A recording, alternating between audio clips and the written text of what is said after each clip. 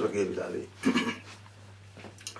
അവിടുന്ന് മാത്രമാണ് അഖിലാണ്ടത്തിന്റെ ഉടമസ്ഥനും ജീവന്റെ ഒടുവും. കാക്കക്കുഞ്ഞുങ്ങൾ കഴിയുമ്പോൾ തീറ്റ കൊടുക്കുന്ന ദൈവം, നിസ്സാര കാര്യങ്ങൾക്ക് പോലും ഇടപെടുകയും ശ്രദ്ധിക്കുകയും ചെയ്യുന്ന ദൈവം, അവിടുത്തെ പുത്രനെ യാഗമാക്കി തീർത്ത ദൈവം, പുത്രന് അവിടുന്ന് പരിജ്ഞാനം കൊടുക്കുകയും പരിജ്ഞാന താക്കോൽ പുത്രന്റെ ഉണ്ട് എന്ന് അവകാശപ്പെടുന്നു. അതനുസരിച്ച് ആ പരിജ്ഞാനം പറഞ്ഞു കൊടുക്കുന്നു. അത് സംബന്ധിച്ച് പുത്രനിലും വചനങ്ങൾ ഉണ്ടായിരുന്നു എന്നുള്ളത് പുത്രൻ യശുദൻ ദേവാലയത്തിൽ ശുശ്രൂഷകർ ബൈബിൾ വായിക്കാൻ കൊടുത്ത സമയത്ത് ആ പുത്രനെ സംബന്ധിച്ച് എഴുതിയ പ്രവചനം കണ്ടു, അത് വായിച്ചു. അത് ഞാൻ ഉടനെ പറയുന്നുണ്ട്. അതുപോലെ തന്നെ എബ്രായ ലേഖനം വായിക്കണം എന്ന് പറഞ്ഞാൽ ബൈബിൾ സംബന്ധിച്ച് അറിയാൻ പാടില്ലാത്ത ആളുകൾ അവർ എബ്രായ ലേഖനം എവിടെ ചെന്ന് നോക്കുന്നത്. അതുകൊണ്ട് എബ്രായ ലേഖനം 11 അധ്യായം മുഴുവൻ വായിക്കുക. അത് ഞാൻ മുമ്പേ പറഞ്ഞത് അധ്യായവും വാക്യവും പറഞ്ഞില്ല. അത് മുഴുവൻ വായിക്കുമ്പോൾ അറിയാം വിശ്വാസത്തെ സംബന്ധിച്ച്. ഇനി പുത്രനെ സംബന്ധിച്ച് വായിച്ച ഒരു ഭാഗം ഞാൻ പറയാം. പുത്രന്റെ പ്രവചനക്കുറിച്ച് ഉണ്ടായിരുന്നു.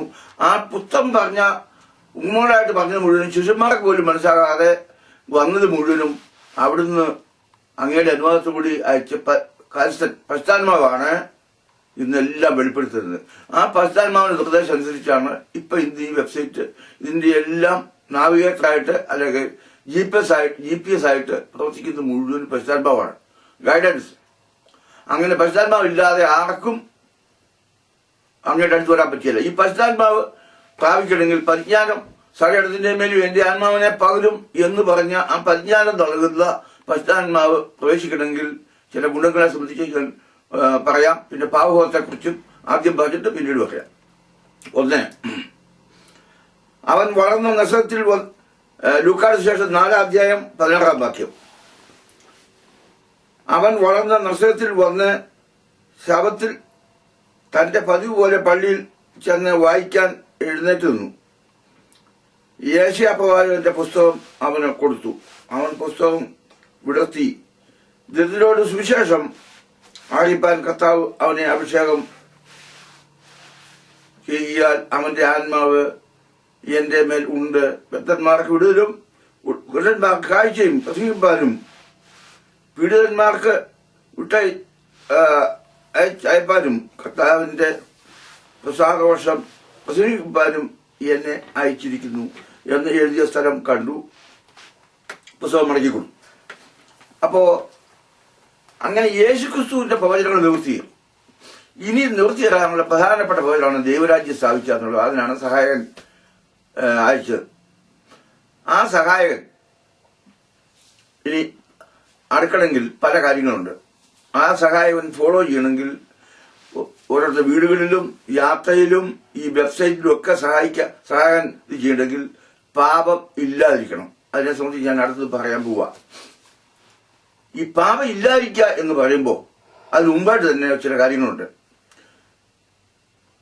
മീഖായുടെ പുസ്തകം 6 അധ്യായം 7-8 വാക്യങ്ങളിൽ പറയുന്നുണ്ട്.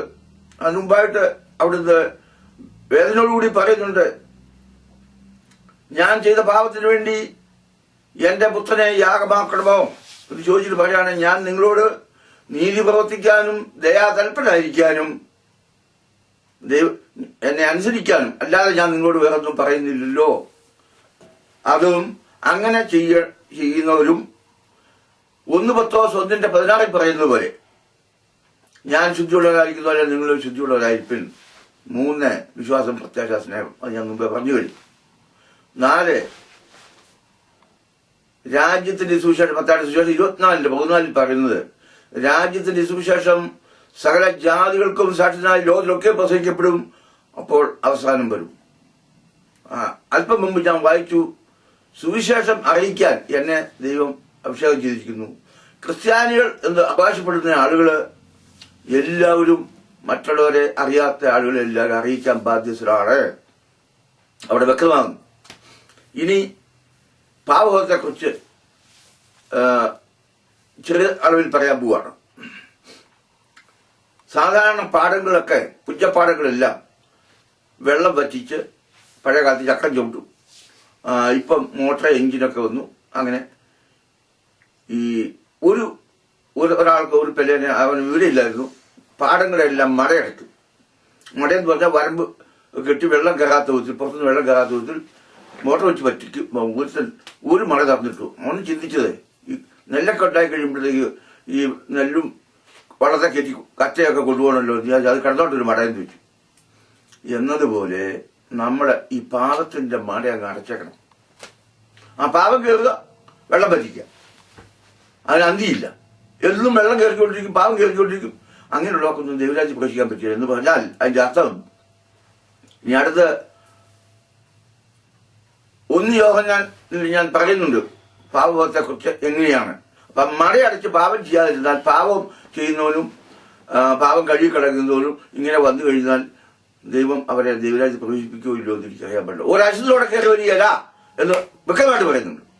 അപ്പം ശുദ്ധിയുള്ളവർക്ക് മാത്രമേ കയറി വരാൻ പറ്റുള്ളൂ. അതുപോലെ നമ്മള് ദൈവരാജ്യം ലക്ഷ്യമാക്കി നമ്മൾ അത് ചെയ്യുന്നു, ഇത് ചെയ്യുന്നു, പള്ളി പോകുന്നു, അത് ചെയ്യുന്നു, ഇത് ചെയ്യുന്നു, പുസ്തകം കേൾക്കുന്നു. പക്ഷെ ഇത് മുഴുവനും എന്നോട് ഒരുത്തൻ പറഞ്ഞതുപോലെ തേകിയ വെള്ളമല്ലാതെ തട്ടാൻ്റെ വഴിയിൽ പോയി. നമ്മുടെ കണ്ടത്തിലോട്ട് നമ്മൾ വെള്ളം തേകി, പക്ഷെ മട തുറന്ന് എങ്ങോട്ടാ? തട്ടാൻ്റെ വടപ്പിലോട്ട്. നമ്മുടെ പാടം നനഞ്ഞില്ല, വെള്ളം അങ്ങോട്ട് പോയി. എന്ന് പറഞ്ഞതുപോലെ പാപം ചെയ്യുന്നവനെ ദൈവം പറയും, നിനക്കൊന്നും അവകാശപ്പെടാനില്ല, ഇവരെന്റെ ജനമാണ് എന്ന് പറയും. അപ്പൊ പാപം ചെയ്യാതിരിക്കാനുള്ള മാർഗമാണ് ഇനിയിപ്പോ പറയുന്നത്. ചെയ്താൽ എന്ത് ചെയ്യണം? മറിയം മഗ്ദലേനയുടെ പാപം ദൈവം ക്ഷമിച്ചു, സ്ത്രീയെ മേലിൽ പാപം ചെയ്യരുത്, അത് മരണപരമായ പാപമായിരുന്നു എന്നതുപോലെ ഇനി മരണമല്ലാത്ത പാപങ്ങളും നമ്മൾ ചെയ്താൽ എന്ത് ചെയ്യണം എന്നുള്ളതിനെ സംബന്ധിച്ച് ഇവിടെ വിശദീകരിക്കുന്നുണ്ട്. പിന്നെ ഞാൻ ഒരു സംഗതി കൂടെ പ്രത്യേകിച്ച് പറയാൻ പോവുകയാണ്. ഒരു സഹോദരനെ സ്നേഹിക്കുന്നതിന്റെ ആവശ്യകതയെ സംബന്ധിച്ച് പറയാൻ പോവുകയാണ്. 1 യോഹന്നാൻ 3 അധ്യായത്തിന്റെ 16 വാക്യം പറയാണ്, അവൻ നമുക്ക് വേണ്ടി തന്റെ പ്രാണനെ വെച്ചു കൊടുത്തതിനാൽ നാം സ്നേഹം എന്തെന്ന് അറിഞ്ഞിരിക്കുന്നു. നാമും സഹോദരന്മാർക്ക് വേണ്ടി പ്രാണനെ വെച്ചു കൊടുക്കേണ്ടതാകുന്നു. ഇനി അപ്പോ നമ്മൾ അതിനെ സംബന്ധിച്ച് വീണ്ടും വീണ്ടും പറയുന്നുണ്ട്, ചെയ്തില്ലെങ്കിലുള്ള ഗുണം ദോഷം. ഇനി വീണ്ടും പറയുന്ന ഒരു സംഗതി പറയാം.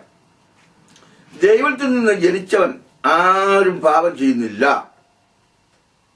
എന്നും നാം അറിയുന്നു. ദൈവത്തിൽ നിന്ന് ജനിച്ചവൻ തന്നെ താൻ സൂക്ഷിക്കുന്നു, ദുഷ്ടൻ അവനെ തൊടുന്നതുമില്ല. നാം ദൈവത്തിൽ നിന്നുള്ളവർ എന്ന് നാം അറിയുന്നു, സകല ലോകവും ദുഷ്ടന്റെ അധീനതയിൽ കിടക്കുന്നു. ഇനി അതിനെക്കുറിച്ചൊരു സഹോദരൻ അവിടെ പറഞ്ഞിരിക്കുന്നത്, സഹോദരൻ എന്നാണ് പറഞ്ഞിരിക്കുന്നത്. സഹോദരൻ മരണത്തിനല്ലാത്ത പാപം ചെയ്യുന്നത് ആരെങ്കിലും കണ്ടാൽ അപേക്ഷിക്കാം, ദൈവം അവന് ജീവനെ കൊടുക്കും. മരണത്തിനല്ലാത്ത പാപം ചെയ്യുന്നവർക്ക് തന്നെ മരണത്തിനുള്ള പാപവുമുണ്ട്. ചെയ്യുന്നവർക്ക് തന്നെ മരണത്തിനുള്ള പാപവും ഉണ്ട്. മരണം എന്ന് പറഞ്ഞാൽ പാപത്തിന്റെ ശമ്പളമാണ് മരണം.